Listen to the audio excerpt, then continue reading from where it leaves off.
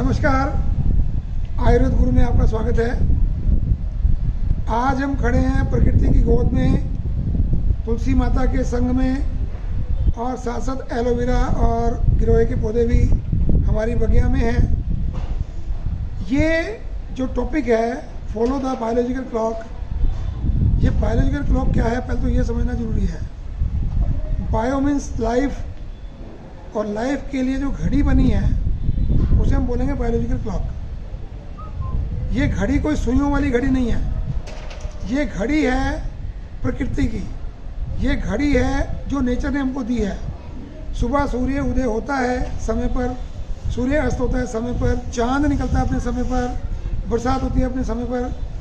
तो जब वो प्रकृति बिगड़ती है तो संसार की बहुत सारी चीज़ें बिगड़ती हैं। इसी प्रकार मनुष्य जीवन में जो एक सुबह उठने का नियम है, जो रात्रि को सोने का नियम है, दिन में किस समय क्या खाना, उसकी विस्तार से चर्चा मैं आपको बताने वाला हूँ। हमने बहुत बार सुना कि सुबह ब्रह्म मुहूर्त में उठें। अब ये ब्रह्म मुहूर्त का मतलब क्या है? ब्रह्म मुहूर्त का मतलब है कि सूर्य उदय से लगभग 1.5 घंटा पहले उठना है। आजकल के मौसम में सूर्य लगभग उदय हो रहा है 7 बजे के आसपास, तो हम 5:30 बजे उठें। गर्मी में सूर्य उदय था 5:30 बजे, तो हम 4 बजे उठें। तो उसको उठने का फायदा क्या है कि उससे पहले सूर्य की लालिमा प्रकृति में दिखाई देनी शुरू होती है।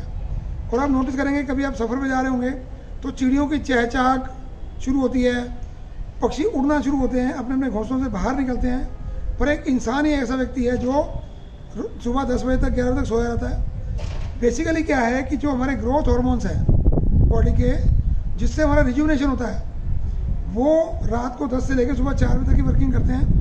उसके बाद वो वर्किंग करना बंद कर देते हैं। ये अप्रूव्ड स्टडी है, ये कोई मैं बोल रहा हूँ ऐसा नहीं है। आयुर्वेद तो बहुत पहले से बोलता आ रहा है कि ब्रह्म मुहूर्त में जागना, नित्य नियम से निवृत्त होना, उसके बाद अभ्यंग स्वेदन करना यानी मसाज और स्टीम लेना, और यदि स्टीम नहीं ले पा तो गर्म पानी से नहाना। उससे पहले दंत धावन यानी कि ब्रशिंग करना, नाक में घी या तेल डालना, कान में नाक घी या तेल डालना, ये सब बायोलॉजिकल क्लॉक के पार्ट है आपके, मतलब आपकी दिनचर्या के पार्ट है। हम बायोलॉजिकल क्लॉक कहें या दिनचर्या कहें, बात एक ही है। तो सुबह के क्रम में हमने उठे ब्रह्म मुहूर्त में, फ्रेश हुए, पानी पिया, हमने ब्रश वश कर लिया। उसके बाद हम स्नान करने के बाद भगवत स्तुति करें। कोई मंत्र जाप करेगा, कोई भगवत गीता का पाठ करेगा, कोई गुरु साहब जी का पाठ करेगा, कोई जो भी उसको विधि चाहिए वो करेगा अपने हिसाब से। और उसके बाद नाश्ता करते हुए आपको आराम से बैठ के करना है। अरे लेट हो गया फिर जाना है, ऐसा नहीं।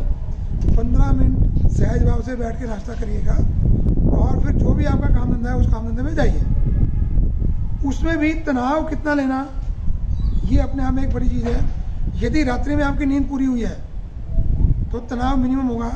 यदि आपकी नींद पूरी नहीं हुई है तो तनाव ऑटोमेटिक रहेगा, सिरदर्द ऑटोमेटिक रहेगा।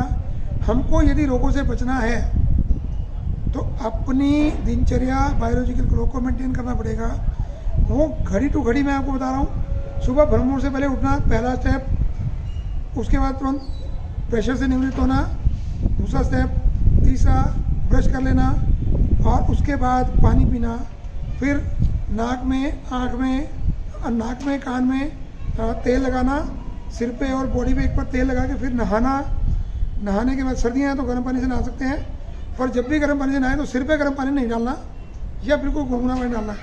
तेज गर्म पानी बॉडी में डाल सकता है, सिर पे नहीं डाल सकता, नहीं तो आंखों को दिक्कत होती है।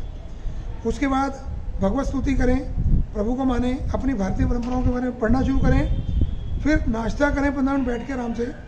फिर जिस भी काम धंधे पे आप जाते हैं उसमें जाएँ। फिर वहाँ लगभग 11 साढ़े 11 बजे के आसपास थोड़ा सा फ्रूट ले लें।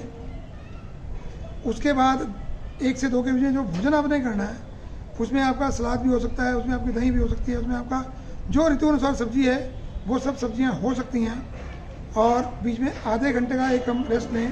दोपहर के भोजन के बाद आपको लेफ्ट लेटरल सोना होता है। सोने की विधि बताता हूँ। जिनको गालबेटे सोन बनते हैं बार बार, उनकी खाना खाने में सोने की राइट साइड सोने की आदत होती है, तो गालबेटे सोन ज़्यादा बनते हैं।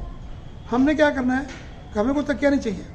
जब लेटे तो अपनी बाजू सिर के नीचे रखनी है ऐसे करके, और जो राइट वाली लेग है उसको थोड़ा सा फोल्ड करके सोना है, ताकि जो गालबेटे की सिक्रेशन है वो प्रॉपर इंटेस्टाइन में जाए ताकि वो जमे ही नहीं। उसके बाद 5 बजे के आसपास आपको बहुत चाय पीने का मन कर रहा है तो चाय पी सकते हैं, नहीं तो फ्रूट खा सकते हैं। शाम को आप ऑफिस से घर आए या ड्यूटी से घर आए तो आके थोड़ी देर रेस्ट करें। रेस्ट करके आप बच्चों से कुछ चर्चा करें और रात्रि का भोजन आप 7 साढ़े 7 तक कर लें। उसके बाद थोड़ा टहल के आएँ। फिर आपको कोई भगवत स्तुति करनी है, बच्चों से बातचीत करनी है, घर का कोई प्लानिंग करना है सुबह के लिए, अपने पूरे दिन की दिनचर्या को एक प्लान कर लें। कुछ काम आज का छूटा था, कुछ अर्जेंट और इम्पोर्टेंट काम थे जो छूट गए, उनको डायरी में नोट करिए ताकि मैं नेक्स्ट उसको कर सकूं। यदि आप ये बायोलॉजिकल क्लॉक आप मेंटेन करते हैं तो मैं आपको एश्योर कर सकता हूं कि आप कभी रोगी नहीं होंगे। नहीं तो मैंने बहुत देखा है, मेरी एज 52 हो गई और मैं 30 साल के बच्चों को देता हूँ कि बीमारियाँ हो जाती हैं। तो मैं जीवन में कर पा रहा हूँ वो आप भी करें और रात्रि का भोजन छोड़ सकें तो बहुत अच्छी बात। इतनी बात कहते हुए आप सब हेल्दी रहें, स्वस्थ रहें, मस्त रहें। इतना कहते हुए अपना ध्यान रखिएगा और अच्छे से रखिएगा, परिवार को भी साथ में संभालिएगा। बहुत बहुत धन्यवाद, नमस्कार।